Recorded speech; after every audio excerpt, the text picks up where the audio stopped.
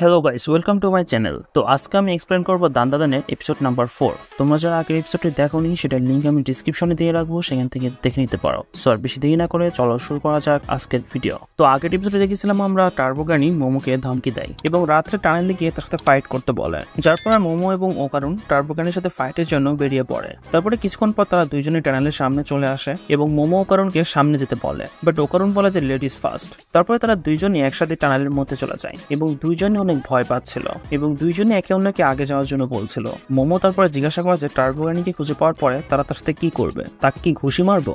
ওকারুন বলে যে আমাদের তাকে সোনো সিটির বাইরে নিয়ে যেতে হবে, যার ফলে সে তার লোকেশন বাউন্ড স্পিড থেকে আলাদা হয়ে যাবে, যার ফলে সে এতটাই দুর্বল হয়ে যাবে যে আমরা তাকে ইজিলি ডিফিট করতে পারবো। তারপরে মোমো বলে যে আমরা এত বড় একটা এলিয়েনকে হারিয়েছি, তো একেও হারিয়ে দিতে পারবো, সে তো শুধুমাত্র একটা বুড়ি। তারপরে তারা সামনে দেখতে পায় যেখানে তারা গ্র্যানির বড় একটা মাথা দেখতে পায়। এটা দেখি তারা দুইজন সেখান থেকে পালানোর চেষ্টা করে এবং দেখতে পায় যে তাদের পিছেও সেই গ্র্যানির মাথাটা চলে এসেছিল এবং সে তাদেরকে দুই দিক থেকেই ঘিরে ফেলেছিল। তারপরে গ্র্যানি তাদের কাছে আসা শুরু করে। মোমো তারপরে তার ব্যাগ থেকে বেসবল ব্যাট বের করে তার দিকে ছুড়ে মারে, বাট গ্র্যানি তার চোখের মাধ্যমে সেই ব্যাটগুলোকে খেয়ে ফেলে। ওকারুন তারপরে মোমোকে বলে যে সে যেন তার কার্ডসকে ফ্রি করে দেয় যাতে করে সে গ্র্যানির সাথে ফাইট করতে পারে, এবং মোমো এটাই করে, যার ফলে ওকারুন তার মনস্টারের রূপে ট্রান্সফর্ম হয়ে যায় এবং এই রূপে ওকারুন সবসময় নীতির কথাই বলতে থাকে, যেমনটা সে বলে আজকে তো আমি মরেই যাব। তারপরে ওকারুন গ্র্যানির দিকে যাওয়া শুরু করে, বাট হঠাৎ করে সে আবার হিউম্যান হয়ে যায়। মোমো বুঝতে পারে না যে এটা কিভাবে হলো। সে ওকারুনের মধ্যে সেই গ্র্যানির কাজটাও দেখতে পাচ্ছিল না। টার্বোগানি তারপরে বলে যে আমি তার কলা তাকে ফিরিয়ে দিয়েছি, যার কারণে তার মধ্যে এখন আর কোনো কার্সই নেই। সে বুঝতে পেরেছিল না যে ওকারুন তার পাওয়ারের মাধ্যমে ট্রান্সফর্ম হয়ে যাবে, বাট এখন সে তার কার্স পাওয়ার তাদেরকে ইউজ করতে দিবে না এবং তাদের দুইজনকে জীবিত খেয়ে ফেলবে। তারপরে গ্র্যানি দুইটার মাথায় তাদেরকে খাওয়ার জন্য আগে চলে আসে। তখন মোমো তার দাদির কথা মনে আসে, এটাই যে টার্বোগানি তার দৌড়ানোর স্পিডের উপর গর্ব, তো যার কারণে সেটা দিয়ে তাকে উস্কাতে হবে। তো মোমো সেটাই করে। সে বলে যে তোমার নাম তো টার্বোগানি, তাই না? তাহলে একটা রেস হয়ে যাক, আর যদি সাহস থাকে তো সেটাতে আমাদের হারিয়ে দেখাও। তো মোমোর কথা শুনে গ্র্যানি তার নর্মাল রূপে চলে আসে এবং বলে যে সে মোমোর চ্যালেঞ্জকে অ্যাকসেপ্ট করেছে, তাকে রেসে কেউ হারাতে পারবে না, আর এছাড়াও সে যখন ইচ্ছা তখনই তাদের দুজনকেই খেতে পারবে, তো তার এত তাড়াহুড়া নেই। তারপরে গ্র্যানি তাদের কাছে রেসের নিয়ম জিজ্ঞাসা করে। মোমো বলে যে তারা ধরাধরি খেলবে, গ্র্যানি যদি তাদেরকে ধরে ফেলে তাহলে সে জিতে যাবে। তারপরে সে গ্র্যানিকে 10 মিনিট পর্যন্ত কাউন্ট করতে বলে যাতে করে তারা দুজন আগেই দৌড়াতে পারে, এবং এই নিয়মটা গ্র্যানিকে সত্যতার সাথে মানতে হবে। সে যদি কোনো চিটিং করে তাহলে তার নাম বদনাম হয়ে যাবে। গ্র্যানি তারপরে বলে যে আমারও রুলের বিপক্ষে কাজ করা মানুষদের পছন্দ না। তারপরে মোমো এবং ওকারুন দ্রুত টানেলের বাইরে যাওয়া শুরু করে দেয় এবং গ্র্যানি দাঁড়িয়ে গোনা শুরু করে দেয়। ওকারুন বলে যে তাহলে তো আমরা বেঁচে যাচ্ছি, মোমো তুমি আসলে জিনিয়াস। তখন তারা শুনতে পায় যে গ্র্যানি ঠিকভাবে গুনতেও পারে না, সে 1 মিনিট থেকে 3 মিনিট পর্যন্ত এভাবেই গুনে যাচ্ছিল। তারপরে গ্র্যানি হুট করে 10 মিনিট পর্যন্ত পৌঁছে যায় এবং অনেকগুলো হাত দিয়ে মোমোকে ধরে আটকে ফেলে। তারপরে ওকারুনকে বলে যে তার 10 মিনিট পুরোপুরি হয়ে গেছে, এখন তোমার পালা, এবং সে তারপরে আবার 10 মিনিট পর্যন্ত গোনা শুরু করে দেয়। ওকারুন বলে যে সে গোনাতে চিটিং করছে এবং নিয়ম মেনে খেলছে না, যেটা শুনে গ্র্যানি বলে যে তুমি 10 মিনিট পর্যন্ত গুনতে বলেছিলে, বাট কিভাবে গুনতে হবে এটা বলনি, এবং ওকারুনকে ধরা শুরু করে দেয়। এখন বাঁচার জন্য ওকারুন গ্র্যানির বুকের উপর কামড় দিয়ে দেয়, যার ফলে গ্র্যানি অনেক ব্যথা পায়। ওকারুন গ্র্যানিকে ছাড়ার কোনো নামই নিচ্ছিল না। গ্র্যানিও বুঝতে পারছিল না যে সে ওকারুনকে তার থেকে দূরে কেন সরাতে পারছে না। সে বুঝতে পারে যে এটা ওকারুনের সেই কাপড়ের কারণে হচ্ছে। তারপর সে আবার ভূত হয়ে ওকারুনকে প্রসেস করে ফেলে এবং তার কাপড় চোপড় ছিঁড়ে ফেলে। গ্র্যানি তারপরে জিজ্ঞাসা করে তুমি কোনো জাদুঘরের তো আত্মীয় না, তাই না?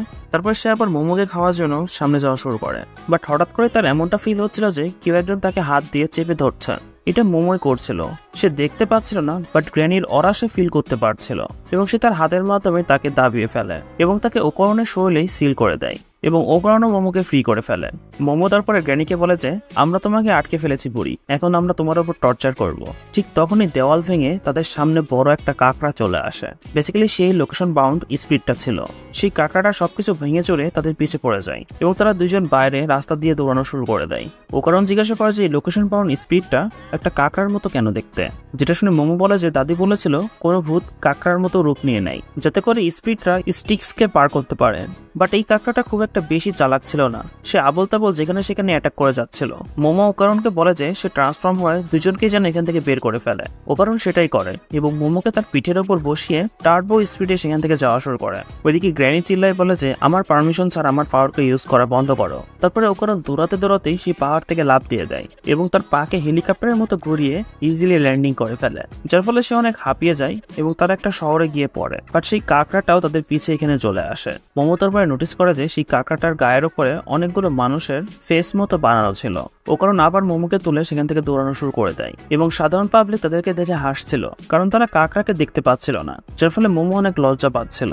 তো ও কারণ দৌড়াতে দৌড়াতে অনেক হাঁপিয়ে গিয়েছিল, বাট তারা টার্বো মোডে যাওয়ার পরেও এই শহর থেকে বেরোতে পারবে না, যার ফলে সেই কাঁকড়াটা তাদেরকে খেয়েই ফেলবে। মোমো তারপরে ও কারণকে একটা বিল্ডিং এ যাওয়ার জন্য বলে। সম্ভবত এত ছোট একটা জায়গাতে কাঁকড়াটা আসতে পারবে না, বাট তারপরেও সে সবকিছু ভেঙে চড়ে সেই বিল্ডিং এর মধ্যে চলে আসে এবং সাধারণ মানুষজন মনে করে যে বিল্ডিং এ কিছু একটা ব্লাস্ট হয়েছে। তারপর সেই কাঁকড়াটা একটা পুল মতো জায়গাতে এসে থেমে যায়।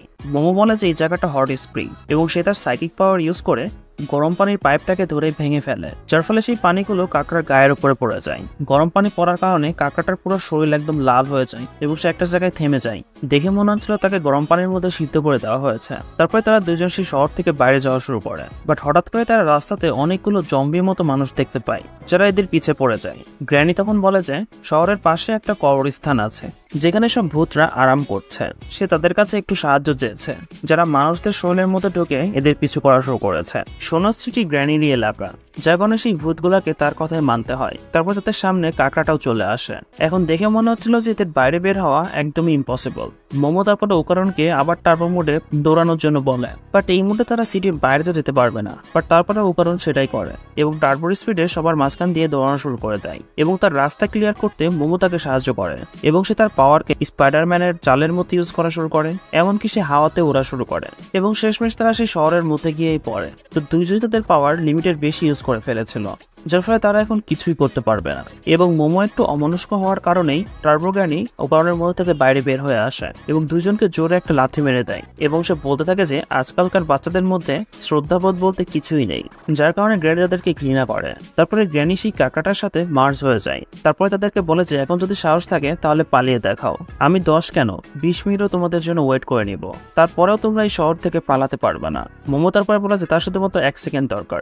এটুকু বলে সে উপর থেকে ট্রেনকে ধরে ফেলে এবং ওকারণকে নিয়ে ট্রেনের উপরে উঠে যায়। টার্বো গ্র্যানির স্পিড 100 কিলোমিটার/আওয়ার ছিল এবং সেই ট্রেনটা ছিল 120 কিলোমিটার/আওয়ার। বাট গ্র্যানি কোনোভাবে সেই ট্রেনটাকে ধরে ফেলে, কারণ ট্রেন তো আর সবসময় ফুল স্পিডে যায় না, বাট গ্র্যানি তো সেটা পারে। মোমো তারপরে তার পাওয়ার ইউজ করে গ্র্যানিকে ধরে ফেলে। বেসিক্যালি তারা ট্রেনের রাস্তাতেই গ্র্যানির জন্য ট্র্যাপ বানিয়ে রেখেছিল এবং মোমো তাদের সেইকো তাদের জন্য শহরের বাইরেই ওয়েট করছিল এবং তার দাদি সেই ট্র্যাপের চারপাশে অনেকগুলো তালিসমান লাগিয়ে রেখেছিল। তারপরে যখনই তারা সোনো সিটির বাইরে চলে আসে, ঠিক তখনই টার্বো গ্র্যানি এবং সেই কাঁকড়াটা এক্সরসিস হওয়া শুরু করে দেয়। মোমো দেখতে পায় যে সেই স্পিডটার মধ্যে থেকে অনেকগুলো মেয়েদের স্পিড বের হয়ে যায়, যারা সেই লোকেশন বাউন্ড স্পিডের মধ্যেই বন্দী ছিল। স্টেশনে আসার পরে মোমো ওকারণের সাথে ট্রেন থেকে বাইরে বের হয়ে যায় এবং তারা সেই টার্বো গ্র্যানি এবং কাঁকড়া স্পিডকে মেরে ফেলেছিল। তারপরে তারা সেই টানেলেই ফুল দেওয়ার জন্য যায়। সেই কথা তাদেরকে বলা যে এই টানেলটা একসময় ক্রাইম স্পট ছিল, যেখানে ছোট ছোট মেয়েদের এনে সেখানে টর্চার করা হতো এবং তাদেরকে মেরে এখানেই ফেলে রাখা হতো। তো তাদের স্পিডগুলো একসাথে হয়েই লোকেশন বাউন্ড স্পিডটাই তৈরি হয়েছিল এবং আজকে সেই মেয়েদের আত্মাগুলো ফ্রি হয়ে গেছে, যার কারণে তারা এখন শান্তি পেয়ে গেছে। টার্বো গ্র্যানি এমন জায়গাগুলোতেই যায় যেখানে মেয়েদের আত্মা ঘুরে বেড়ায় এবং সে গিয়ে তাদেরকে ভরসা দেয় যাতে করে তাদের আত্মা ফ্রি হতে পারে। আত্মাদের মানে ভূতদের মানুষদের সাথে ঝামেলা করাটা ঠিক না, ঠিক তেমনটাই মানুষদেরও আত্মাদের নিয়ে মজা করা ঠিক না, তাদের এলাকার মধ্যে যাওয়াটাও ঠিক না। আত্মা এবং মানুষ দুজনদেরই এই নিয়মটা মেনে চলতে হবে, এটাই যে তারা যেন একে অন্যের এলাকাতে গিয়ে বাড়াবাড়ি না করে। তো তারপরে তারা টার্বো গ্র্যানিতে মারার খুশিতে সন্ধ্যাতে তারা পার্টি করে, যেখানে মোমো এবং তার দাদি একটা কাঁকড়া খাওয়ার জন্য ফাইট করছিল।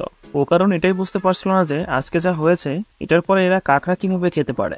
সেই কথার পরে ওকারণকে জিজ্ঞাসা করে যে তার কলা তো সে আবার পেয়ে গেছে তাই না, আমাকে একটু দেখাও তো। যেটা শুনে ওকারণ বলে যে পাগল নাকি বুড়ি, আমার কলা আমার কাছেই আছে এবং আমি কাউকে দেখাবো না। তো সেই কথার কলা দেখার জন্য তার পিছেই পড়ে যায়। ওকারণ গিয়ে মোমোর কাছে হেল্প চায়, ওইদিকে মোমো কাঁকড়া খাওয়াতে বিজি ছিল। তারপরে ওকারণ দৌড়াতে দৌড়াতে চিল্লায় বলতে থাকে যে এই পরিবারের সবারই মাথার প্রবলেম আছে। তারপরে ওকারণ মোমোকে গুড বাই বলে তার বাসায় যাওয়া শুরু করে। তারা দুইজনই ভাবতে থাকে যে এটা কি তাদের লাস্ট গুড বাই, তারা দুইজনই গুড বাই কেন বললো। তারপরে মোমো ওকারণকে ডেকে বলে যে কালকে স্কুলে দেখা হবে, যেটা শুনে ওকারণ খুশি হয়ে যায়। তারপরে এপিসোডটা এখানেই শেষ হয়ে যায়। সো টার্বো গ্র্যানি এবং সেই লোকেশন বাউন্ড স্পিডটা শেষ হয়ে গেছে এবং ওকারণও ফাইনালি তার কলা ফিরে পেয়েছে। তো কালকে থেকে তারা কি আবার স্কুল যাওয়া শুরু করবে নাকি এদের সাথে আবার অন্য কিছু হতে যাচ্ছে? তো এটা দেখতে হলে তোমাদের অবশ্যই পরের এপিসোডটা দেখতে হবে এবং পরের এপিসোড দেখতে চাইলে অবশ্যই আমার চ্যানেলকে সাবস্ক্রাইব করে রাখতে হবে, ভিডিওতে লাইক করতে হবে, শেয়ার করতে হবে। সো দেখা হচ্ছে নেক্সট ভিডিও নিয়ে। Till then tata, bye by.